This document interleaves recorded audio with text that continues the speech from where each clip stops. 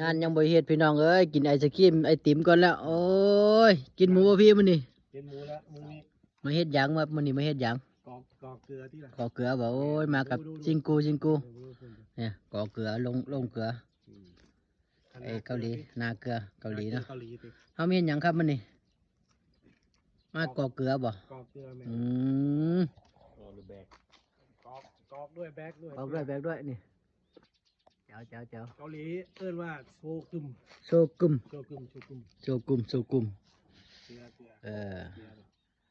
ค่าแรงมือจักบาทแล้วพี่มื้อนี้มื้อนี้ก็2,500คือเก่าแล้วจบมาบ่เฒ่าแก่เจ้านี้แกเลี้ยงดีดิแม่นแล้วอยู่ดีพี่น้องเบิ่งนะดูดิงานไม่ได้ทำน้องเมย์เจอติ๋มกันแล้วเบิ่งรอบๆดีแล้วเป็นโรงเกลือเนาะมา4 คนมื้อนี้มา4 คนมีแต่คนรอไอ้ก็รอเนาะเท่าแก่มาแล้วพี่น้องเอ้ย